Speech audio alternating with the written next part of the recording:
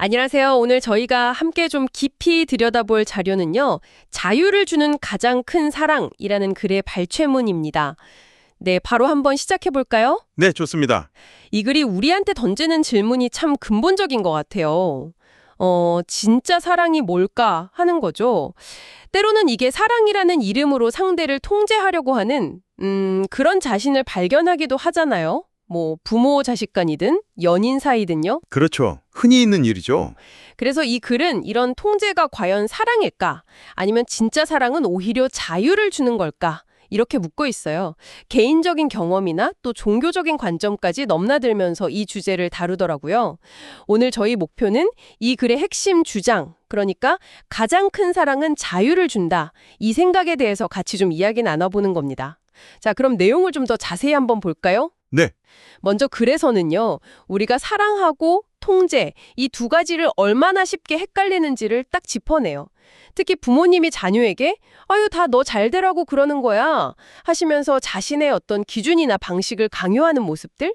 청취자 여러분께서도 좀 익숙하지 않으신가요? 네, 많이 보죠. 그래서는 이걸 사랑으로 포장된 통제라고 불러요. 상대방의 어떤 선택이나 감정보다는 내 뜻대로 좀 따라와 주기를 바라는 마음인 거죠. 그리고 그게 안 되면 또 서운해하고. 그렇죠.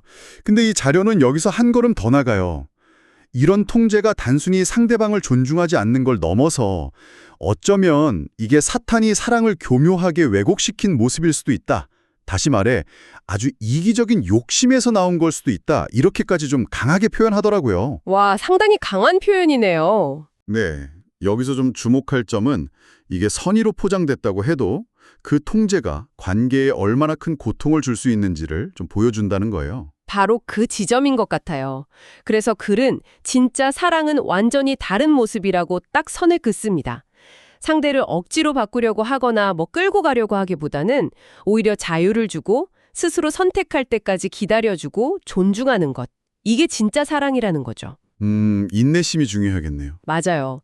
내 기대대로 상대가 움직이지 않는다고 해서 서운해하거나 화를 내는 건 그건 사랑이 아니라고 아주 단호하게 말합니다. 이 부분이 참 흥미로운 지점인데요. 우리가 보통 생각하는 그런 열정적인 사랑, 뭐 그런 것과는 좀 다른 더 깊고 인내하는 사랑을 이야기하는 것 같아요. 네, 맞아요. 그리고 글에서는 그 상대방의 관점을 이해하는 게 얼마나 중요한지를 보여주는 예시도 들고 있거든요.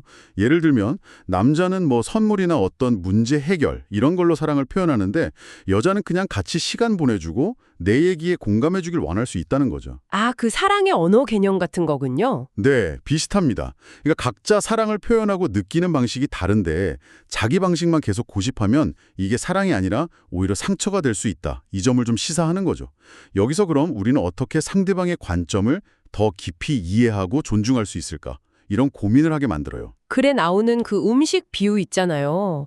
아, 이게 정말 와닿더라고요. 네, 그 비유 좋았어요. 남편이 자기가 생각하기에 진짜 맛있는 음식을 아내한테 이거 진짜 맛있어 여보 당장 먹어봐 하고 막 권하는 장면이죠. 그렇죠. 그럴 수 있죠. 그런데도 남편은 아니 내가 당신 이렇게 생각하는데 왜 내 맘을 몰라줘 하면서 오히려 막 화를 내는 거예요. 글은 이게 상대를 위한 사랑이 아니라 내가 주고 싶은 걸 줘야만 직성이 풀리는 그런 자기만족일 뿐이라고 사랑이라는 착각에 빠진 모습이라고 딱 꼬집습니다. 정확한 지적인 것 같아요.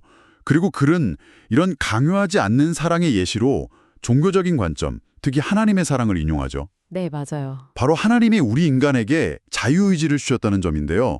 우리가 잘못된 길을 갈 수도 있다는 걸 아시면서도 뭐 억지로 이끌지 않으시고 마음 아파하시면서도 끝까지 기다리신다는 개념이죠. 이 비유를 통해서 글은 상대방의 자유를 정말 근본적으로 존중하는 깊은 사랑의 숙성, 그러니까 그 기다림의 가치를 강조하고 있는 겁니다. 글쓴이의 개인적인 경험담이 또 나오죠. 특히 그 아픈 형 이야기. 이게 이 메시지를 더 절실하게 만드는 것 같아요. 네, 그 이야기가 참 인상 깊었어요. 오랫동안 일도 안 하고 집에만 있으면서 라면이랑 맨밥만 먹어서 체중이 막 40kg까지 줄 정도로 건강이 나빠진 형이 있었대요. 처음에는 너무 답답하니까 아니 형은 왜 그렇게밖에 못 살아 하면서 잔소리도 하고 어떻게든 바꿔보려고 애를 썼다는 거죠. 근데 그게 사랑이 아니었다는 걸 고백해요. 쉽지 않은 깨달음이었겠네요. 그렇죠. 그 후로는 형을 막 비난하는 대신에 그냥 불쌍히 여기는 마음으로 기도하고 형의 모습 그대로를 존중하면서 기다려주기로 마음을 먹었다고 합니다. 이 이야기가 글의 핵심을 정말 잘 보여주는 것 같아요. 네. 그리고 그 결과가 상당히 주목할 만하죠. 글에 따르면 가족 모두가 잔소리를 멈추고 조용히 그냥 지지하면서 기다려줬더니 몇 년 뒤에 형이 스스로 나 이제 다시 일할 수 있을 것 같아 이렇게 말했다는 거예요. 와, 진짜 놀라운 변화네요. 그렇죠. 글쓴이는 이 경험을 통해서 진짜 사랑은 막 비난하거나 억지로 바꾸려는 게 아니라 그냥 기도하면서 함께 그 자리에 있어주고 묵묵히 기다려주는 거구나 이걸 배웠다고 말합니다. 강요나 조언이 아니라 그 묵묵한 기다림과 수용이 오히려 긍정적인 변화를 가져온 셈이죠.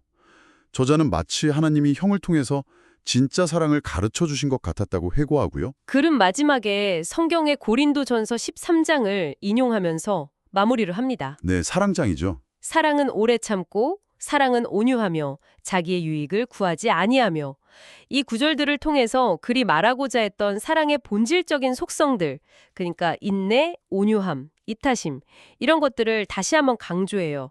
그러면서 우리가 흔히 보이는 좀 조급하고 자기중심적인 모습과는 이게 얼마나 다른지를 딱 보여주는 거죠. 그렇다면 이 모든 이야기들이 당신에게는 어떤 의미로 다가올까요? 결국 이 글이 우리에게 보여주는 진정한 사랑의 모습은 통제나 어떤 자기 만족과는 거리가 멀다는 겁니다. 핵심은 역시 자유를 주는 것, 그리고 인내하는 것, 있는 그대로를 받아들이는 수용, 그리고 상대를 깊이 이해하려는 노력, 이렇게 요약할 수 있을 것 같아요. 네, 맞습니다. 오늘 살펴본 글에서 얻을 수 있는 가장 중요한 깨달음은 바로 이것 같습니다. 가장 위대한 사랑은 상대방에게 자유를 준다는 것.